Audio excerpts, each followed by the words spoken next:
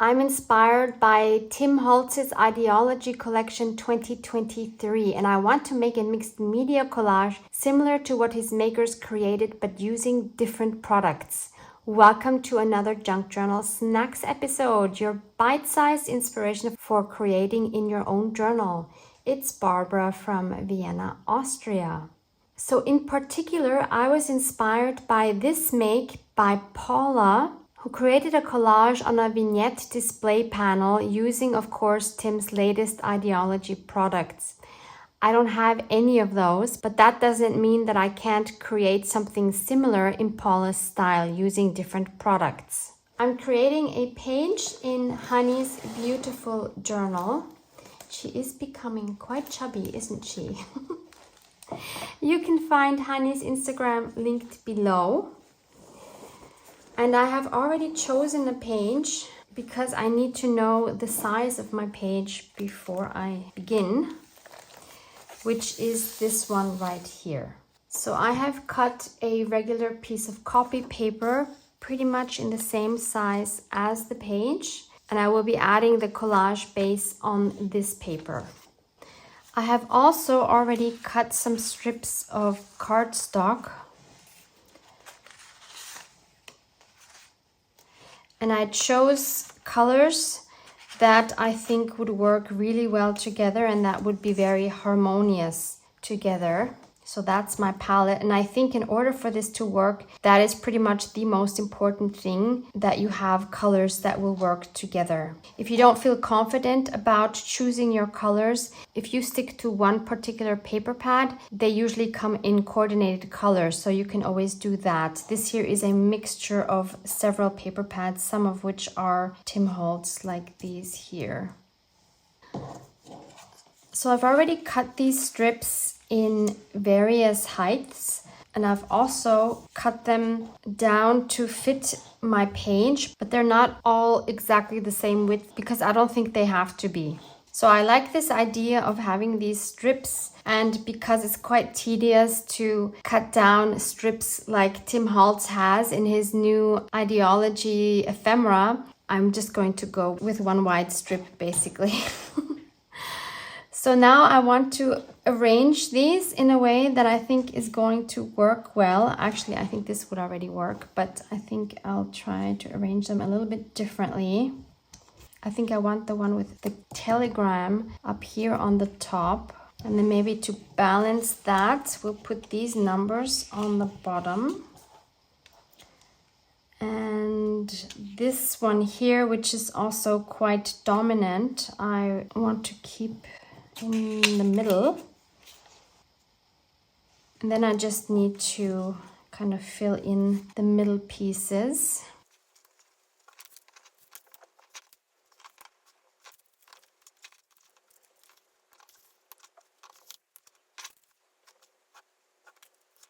Okay, I think that works for me. So now I'm going to glue these down. I am trying to center these. Looking at this now, I kind of think the shape is a bit weird like this. I don't like that. So what I think I need to do is to switch up some of the sizes. For example, I could trim this one down. And I'll cut this one on the top down as well. Yeah, I like that a lot better. So I'm going to just take a glue stick because I do also want to sew through these somehow. Not sure how yet. If you're not going to sew, then I would suggest not using a glue stick, but a stronger glue.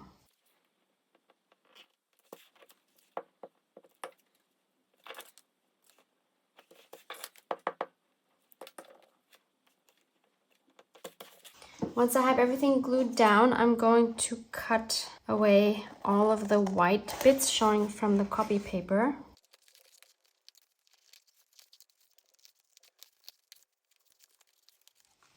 So I've also taken it to my sewing machine in the meantime. I used a white thread and I stitched around the edge, and then I also stitched lines all across.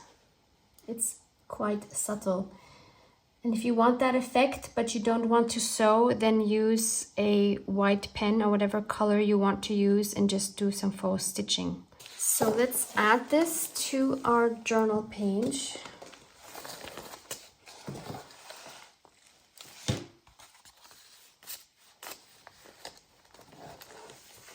So I can glue that down. I'll use my craft glue for that.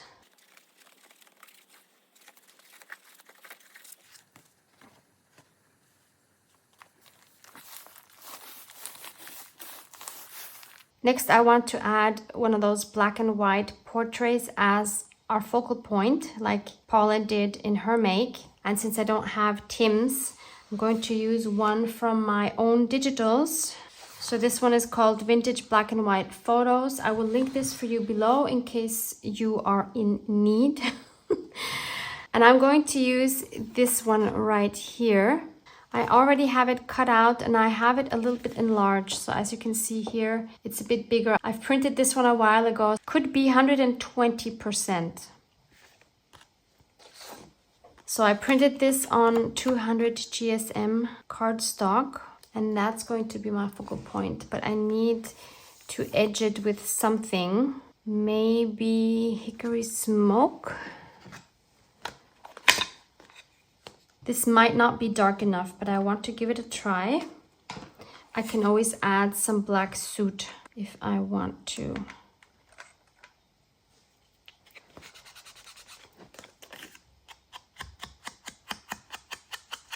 I do like this warm gray.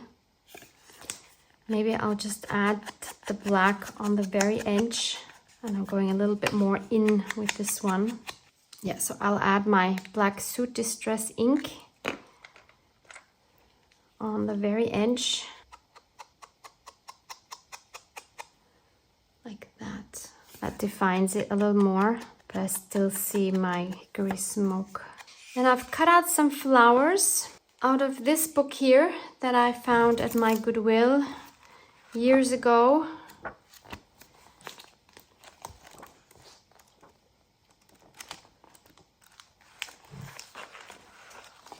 Most of these are great for fussy cutting.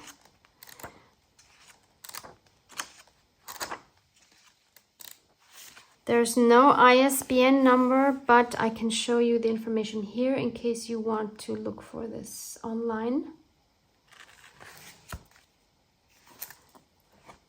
I paid €2.50 for this book. I don't use these kind of books enough, so I'm super happy about this opportunity. So I cut out a few white ones, a purple one, then also just some leaves.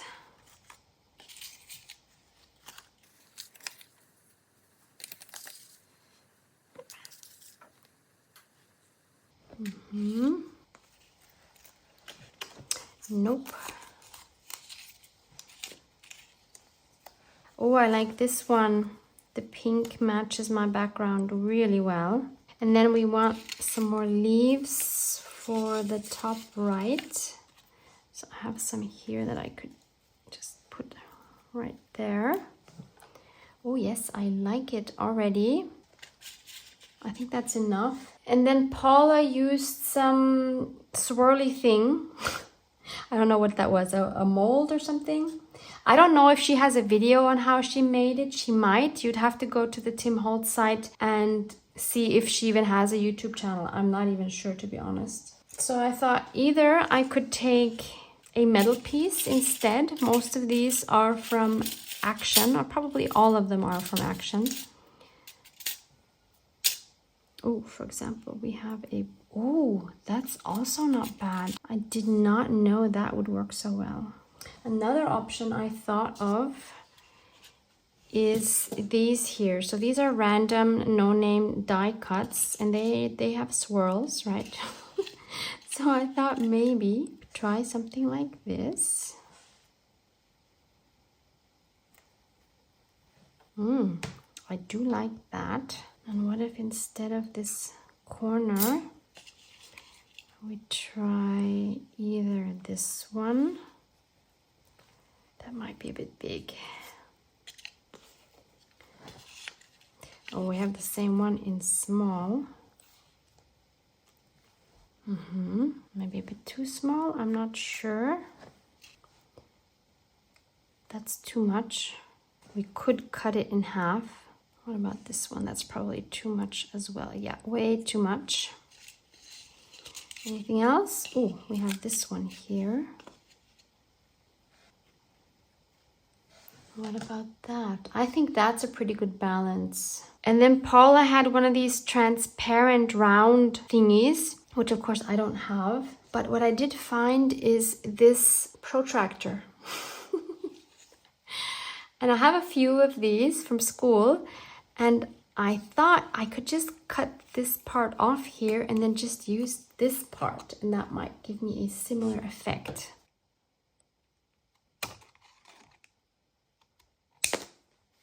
So now I have this half circle here. Let's see if we add that. I do want to cover the cut edges. I like it.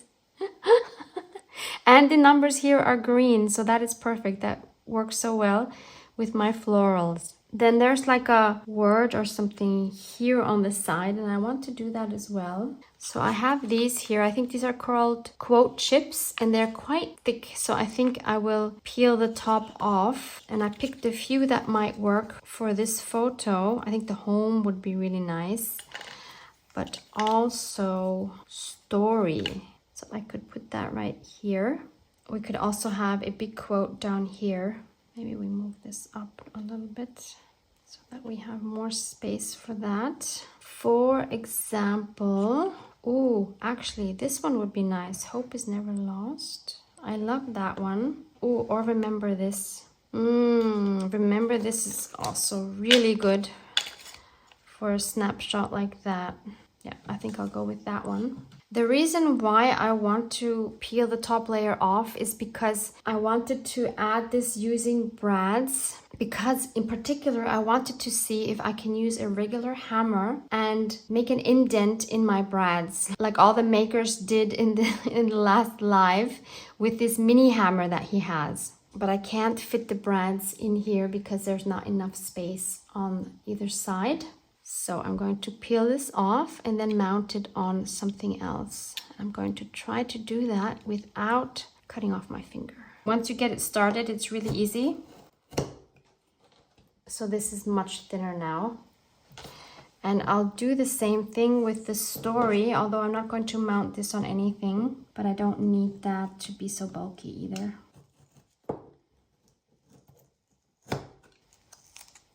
So the story goes back here. And the remember this can go on this piece of cardboard. I'm going to ink up both of these pieces. I considered coloring this, but I think it looks really nice in this gray here. So I'll just use my hickory smoke again and go around both of these.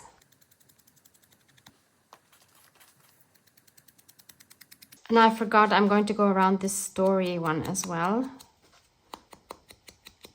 And I can go ahead and glue this onto the cardboard. Center that.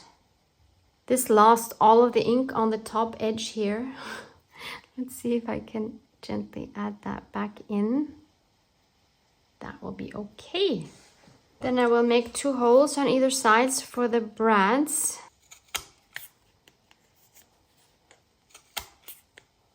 And put those through. And they're totally not aligned.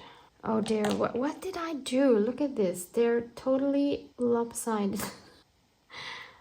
So we'll just have to make the holes bigger. Do you see that? They don't come together here at the top. So you can't even push them in all the way. Let me find different brads. So I'm going to take these round brads, put them in here. I'm going to have to cut one of the legs because it's too long. Okay, so we have this now. So as I mentioned, I don't have Tim's mini hammer. I have this one, which is also super cute. And I want to see if I can indent those brads. Not that it's necessary, but I'm just really curious to try this out. Ha! Look at that! It works! Total success. I am very happy with this. So that's brilliant. I love how this looks. I get it now. So try it with your own brads and a regular hammer. It probably works, although the one that Tim just brought out is very cute, I have to admit. So that goes down here. Maybe I move this up just a bit more, or even better, I'll just cut this off.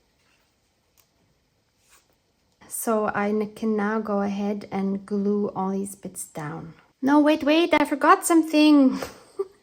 I need some of the mummy cloth that I don't have, but I have this cheesecloth that will work just fine. So we'll put some of this underneath. Let's make that a little less. So we'll put some underneath here. And then a smaller piece behind the leaf, like that. Love it! So for this transparent part here, I think I'll have to use some double-sided tape. I think you would see the glue if I did that. I wonder how Paula glued her transparent round thing on. Have any of you seen a tutorial on how Paula made her make? Please let me know in the comments. Have you watched Tim's live where he introduced the makes?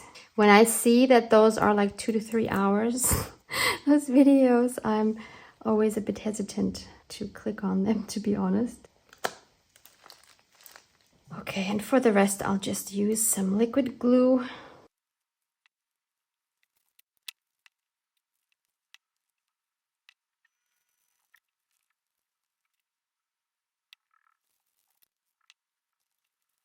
Then I want to add some black splatters, so I'll cover up their faces. This is thinned down acrylic black paint. Oh, wait. I'm also going to cover up this here and the story.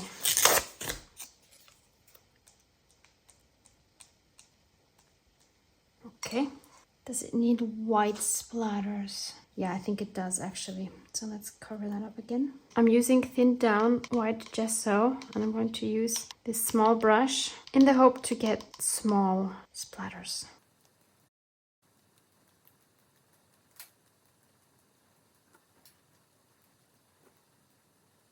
So there's our Tim Holtz idea-ology look using different products. I don't know about you, but I am super happy with the outcome. See what you have at home before you buy all the things.